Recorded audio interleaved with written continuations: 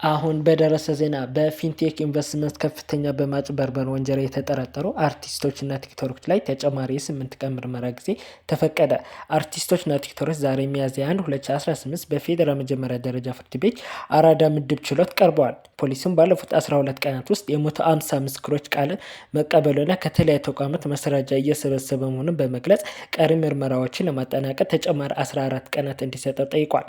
ፖሊስም እያንዳንዱ ተጠርጣሪ በወንጀል ድርጊት ውስጥ የነበር ተሳትፎና ጥቅም ትስስር የሚገልጽ ማብራሪያም ለችሎት አቅርቧል። በሌላ በኩልም የተጠርጣሪዎች ጠበቆችም ደንበኞች የቤተሰብ አስተዳደር በመሆናቸውና የጤና እክል ያለባቸው መሆኑን በመጥቀስ የዋስትና መብታቸው እንዲከበር ቢጠይቅም ፍርድ ቤቱ የግራ ቀኝ ክርክር ካዳመጠ በኋላ ፖሊስ ምርመራ እንዲያጠናቅቅ ተጨማሪ 8 ቀናት ፈቅደዋል። በዚህ መሰረትም ፖሊስ ክስ ለመመስረት የሚያስችለው ምርመራ አጠናቆ ለሚያዝያ 9 ቀን 2018 ዓ.ም ተለዋጭ ቀጠሮ እንዲያስቀርብ ትዕዛዝ ተላልፏል። በተጨማሪም የጤና እክል ገጥሟቸው የተባሉ ተጠርጣሪዎች አስፈላጊ ሕክምና የሚያገኙበት ሁኔታ እንደሚያመች ፍርድ ቤቱን ማዘዙን ገልጸዋል።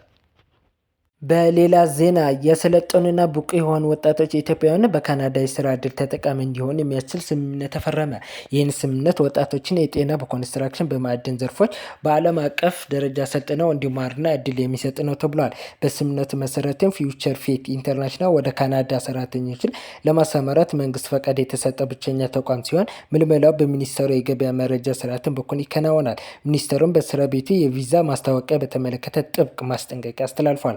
ከካናዳ ኤምባሲ ውጭ ምንም አይነት የቪዛ ወኪል እንደሌለና ማስታወቂያቸው በማህበራዊ ሚዲያ እንደማይለቁ ተገልጿል። ማንኛውም መረጃ በህጋዊ የሚዲያ ተቋማት በሚኒስቴሩ በኩል ብቻ ይፋ የሚደረግ በመሆኑ ለህዝቡ እናሳውቃለን፣ ከማጭበርበር ድርጊትም እንዲጠነቀቁ አሳስበዋል።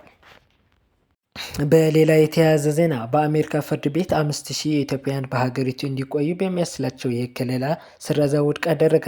የአሜሪካ ፌዴራል ዳኛ የፕሬዚዳንት ዶናልድ ትራምፕ በአስተዳደር በሺዎች የሚቆጠሩ ኢትዮጵያውያን ላይ ተግባራዊ ለማድረግ አቅዶት የነበረ ጊዜያዊ የህግ ከለላ TPS ስረዛን ውድቅ አደረጉ። ፍርድ ቤቱ በሰጠው ውሳኔ አስተዳደሩን ከለላው ለመቀየር ምክንያቱም ህጋዊ የሌለውና በኢትዮጵያ ያለው ወቅታዊ ሁኔታ ያለገናዘበ መሆኑን ገልጸዋል።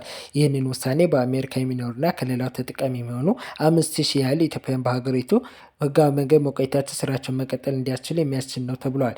የፍርድ ሚኒስቴሩ ቀደም ሲል በኢትዮጵያ የነበረው ግጭትና አስቸጋሪ ሁኔታ መሻሻል አሳይቷል በሚል ከሌላው ለማንሳት ቢሞክርም ዳኛው ግን አስተዳደሩ ውሳኔ ከማለፉ በፊት በሀገሪቱ ያለው ተጨባጭ ጸጥታና ሰብአዊ ሁኔታ በሚገባ አልመረመረም ሲል ተችቷል።